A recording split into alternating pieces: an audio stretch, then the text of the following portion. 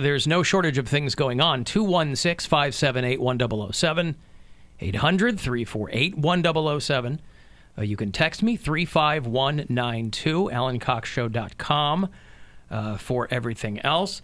I was thinking about the people who listen on podcast because they don't listen live, and they'll say, oh, I wanted to call, but I forgot. There is a phone number where you can call if you are a podcast listener, and I will get your phone calls. Now, they're not going to happen in real time, but I can listen to them and refer to them. Has that always been a thing? What's that? Has that always been a thing? I'm making it a thing. Oh. It's 216-986-8903. If you are a podcast listener, I used to call it the Alan Cox Show after hours line. Like when we'd be off the air, people could still call. Like, hey, you were talking about X, Y, and Z. I couldn't get in then. Blah, blah, blah. So technically, it's still the Alan Cox Show after hours line, but I was thinking of it over the weekend. It's the any hours line. Well, yeah, and I'm like, and it's for podcast listeners too. It's for people who can't listen to the show in real time, maybe listening and they go, oh, I've got a thing, and then I can hear their voicemail or whatever, and maybe refer to that. So whether it's after hours or whether it's podcast listening, it's 216-986-8903. As if you needed more goddamn phone numbers in your life, there it is. We were at a wedding in Detroit over the weekend. My wife's cousin got married, and it was a lovely wedding. And we're coming back. We had brunch with some friends downtown yesterday in Detroit, and then we came back. And so I got back, and I hadn't checked my phone all afternoon. We've been in the car, and I'm unloading the bags from the car, and we're all kind of plopping down, and I see Bill's text, hey, Kobe Bryant died in a helicopter crash. It's crazy. And I thought immediately it was like, Adam Sandler died in a skiing accident. That meme that goes around? It's a hoax. Eddie Murphy's dead because he's, And I was like, whoa. I mean, he did send the link to a story, but what I first saw initially was not that, because we're all in a group chat most of the time, a group text. And so by the time I look at it, there are 6 or 7 texts back and forth. And I was like, oh, my God, it's crazy. Dude, it's wild. Insane. Yeah, Incredible. It's bananas. They already said that they will induct him into the Hall of Fame this year. Yeah. They're like, he probably would have gone in next year. Yeah. But they're like, there's no There's no reason to wait. This is a guy who would have seen probably a statue erected in his honor or whatever. And it made for a very, very surreal Grammys, by the way, which I don't even think I would have known were on. Were on. And they had the nerve to say, don't crowd outside the Staples Center because the Grammys were going on. I'm like, Kobe built that house. What you mean? Well, A, he didn't build it.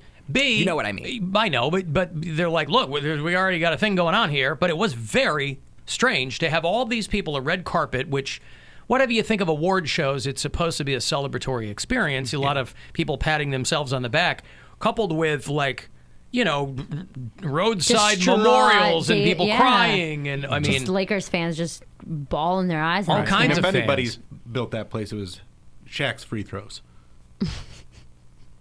Yeah, Shaq's free throws, Lots of course. bricks. Ha!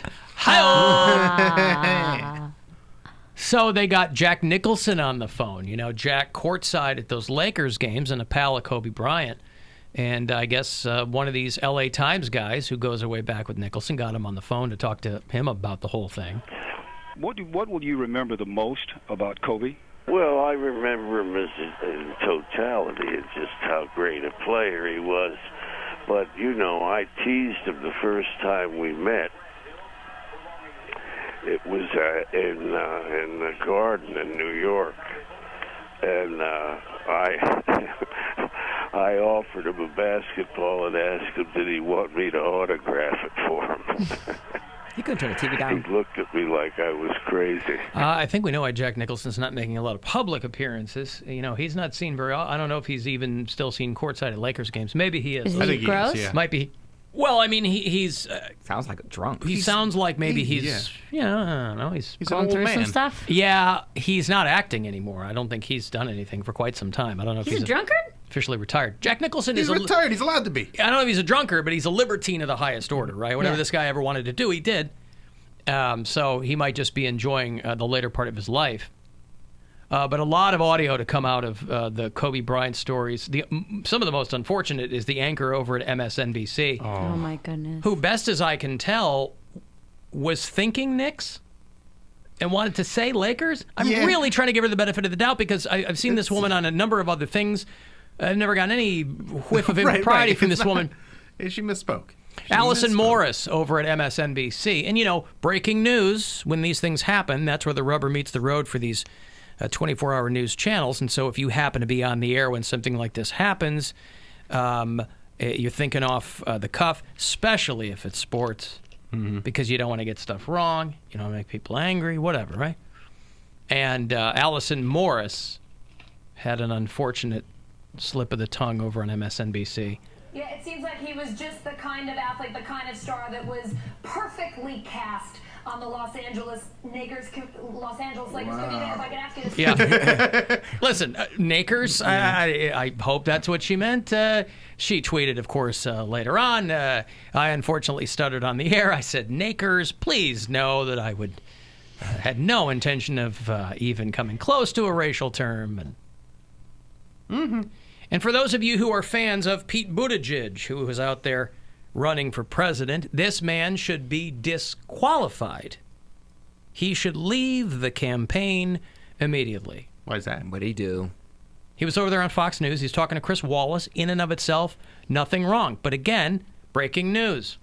They got to put a microphone in everybody's face. What do you think about this guy? What do you think about this? And Chris Wallace asks him about the death of Kobe Bryant. And Pete Buttigieg has, listen, the whitest candidate in the field, just got a little bit whiter with this answer. It's shocking, and I think we're all still in shock about what happened. And I think it's a reminder that our lives are often touched by people we never even meet. And there are millions of people, not just in Los Angeles, but around the world right now, mourning because they were inspired by what he did on the field, what he meant off the field. And it's also, of course, such a tough human moment to think about, that he was spending time with his daughter. Sure, listen, whatever Kobe did on the field You or are off the field. an Indiana Hoosier. You are from the state where basketball is revered. Bobby and you're Knight. saying Bobby Knight. You got the Pacers. Larry Bird. He couldn't have been that out of touch. Like, he had to have on the known. field. I mean, you're speaking He off the had cuff, to have but- known that he court, was it's a a lot. basketball player. Yeah. He knows he was a Then basketball why player. say on the field, That's off what the I'm field? saying. I don't say on the field, off the field. On the Listen, air, off the air. Buttigieg famously says he's out there trying to convert Trump voters. That's the way you do it, right? I'm the only candidate with less than 0% minority support. And now you know why. So good for him. Oh, man. On the field, off the field. I mean, they couldn't get Doc Rivers to complete a sentence. Yeah. I mean, guys that knew him, Kobe, and obviously people got to bring up the rape beef and all that. Look, if you're going to take a wide lens in somebody's career, you take the rough with the smooth.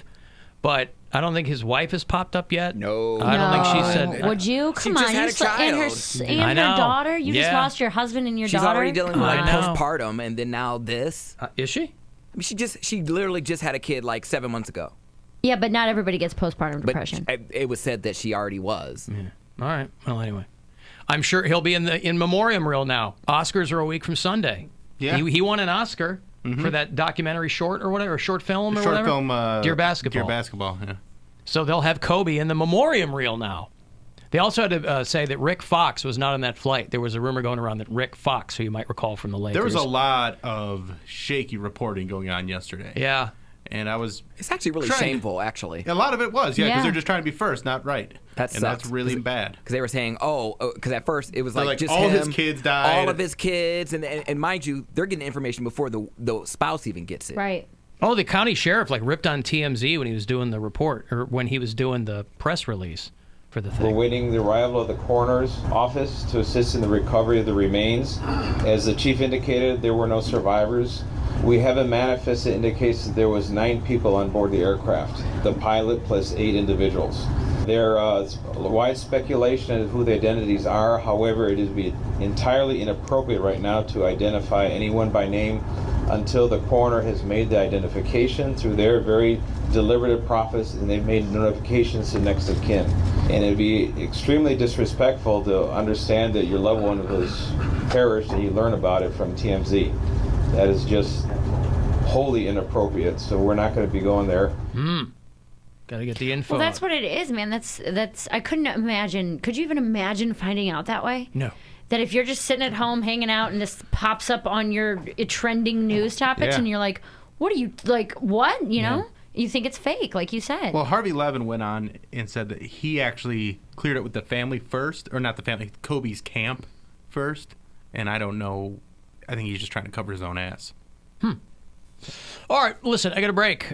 Great White is doing some shows this summer. They're going to be coming through with Slaughter. They're going to play the MGM Northfield Park Center stage on February 22nd. So if you want to hook that show up, I will get you in after the break. 35192. You want to send a text? The Alan Cox Show on 100.7 WMMS. And everywhere you go on our free iHeartRadio.